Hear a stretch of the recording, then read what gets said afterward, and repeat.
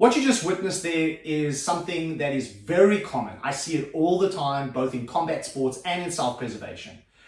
When a person finds themselves in a situation where the amount of pressure coming in at them is so overwhelming that they don't have the answer in how to respond to it, they go to what I call a cover response. So as you saw on that example, that person, once they fired off their punches, they thought they were doing pretty good. The other person responded at a much higher level than they could deal with. And the cover response looked something like this, where they just pick their hands up and they hunker down.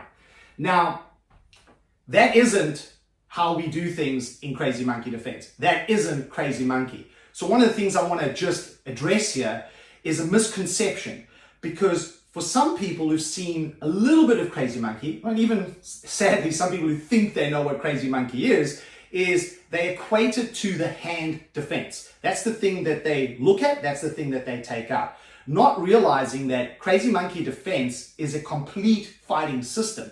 Now, while the defensive actions that I teach and use is an integral part of that system, it's only a small part of a much larger fight game plan. So coming back to the application and use of Crazy Monkey's hand defensive system, how would we deal with a situation like that? First off, and this is something we start ingraining in our students literally from the first couple of weeks that they're training with us.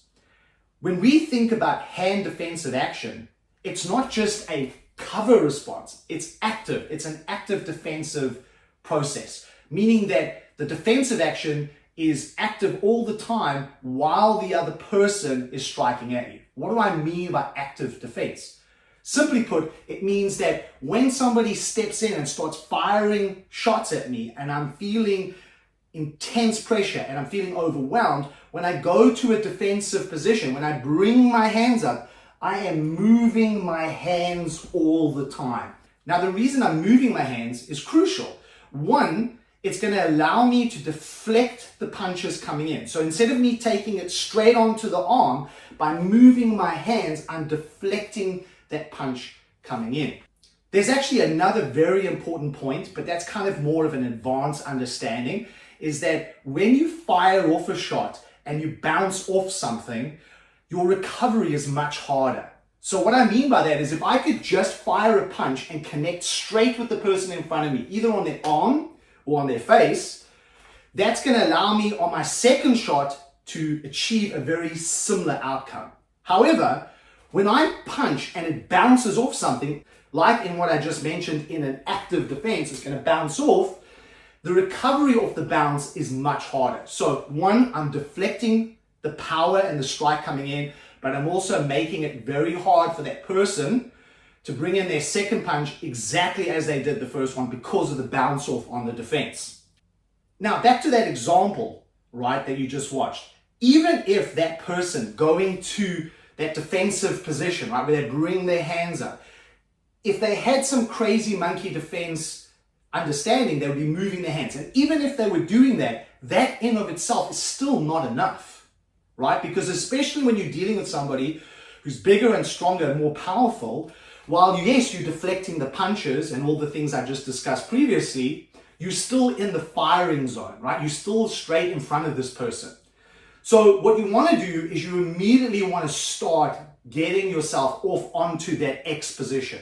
And what that means is that if you're looking where I'm standing right now, if I visualize an X crossing through the midline of my body, I have 45 degrees. So not only would I be working active defense, I would be also actively getting myself off onto that X. Again, there are very important reasons for that.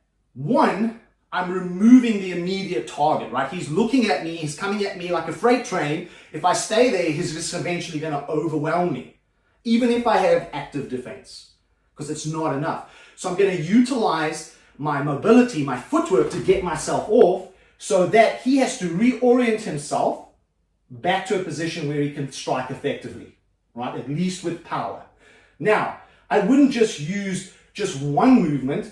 I would, again, as I've moved off there, depending how he reacts, and imagine he's reorienting himself back towards me, I might move again to the other side. So while I'm working my defense, I am also moving. That's if I'm just working defense on its own. Now, typically I wouldn't do that, right? Because once I'm defending what's coming in at me and I'm not being overwhelmed anymore, what's going to happen is my psychological armor is going to improve. I'm going to feel more confident in my ability to hit back, and that's what I'd want to do. So again, just to come back to that example, Crazy Monkey, insofar as its defensive action, isn't just picking up your hands and hunkering down. It has to be active, it has to be moving. Second to this that I haven't mentioned is that everything else that I train in Crazy Monkey makes my defensive hand position more effective. So, for example, if I'm standing upright and I'm just moving my hands, sure, it's better than just doing this, but the other problem is now, because I'm standing upright, I'm exposing everything. I'm also putting myself in a position that if I get hit, I'm going to be off balance a lot more. Plus, it's very hard to strike with power from that kind of position. So I need to know the hunchback position, all the important components that we teach in the foundational aspects of Crazy Monkey in order to make my hand defense work. Again, this is one of my biggest gripes. My stuff gets stolen and repurposed all the time. I see it all the time, to the point that people actually rename it, right? It's still Crazy Monkey. I know where they got it. Oftentimes, I can even track some of these people because they've bought my products and I know the name, right?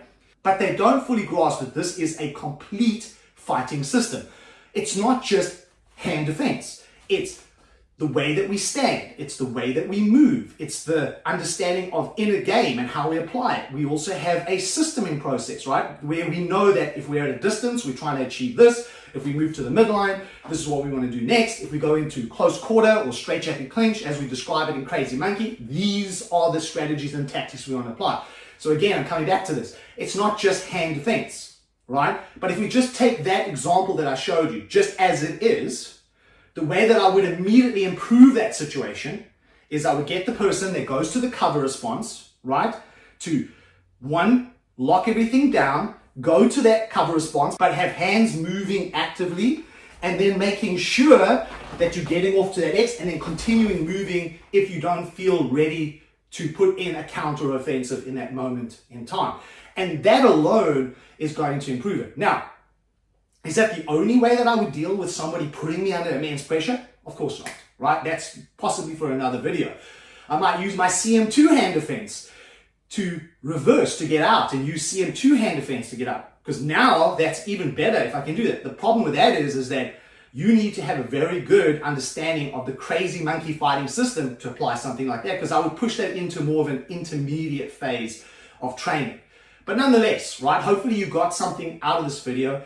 Have a look at where you see these examples pop up. They're all over the place. And now that you have the information that I've just given you, you'll be able to dissect it and go, okay, just going to a cover response is not a good idea, right? There's a better way to do this. And the fact of the matter is, in most instances, when people just go to a cover response, it works for about the first couple of seconds, but eventually the person who is overwhelming that person breaks through, and then the worst case scenario happens, the person gets knocked out, right? That can all be avoided, right, by doing what I've just explained in this video.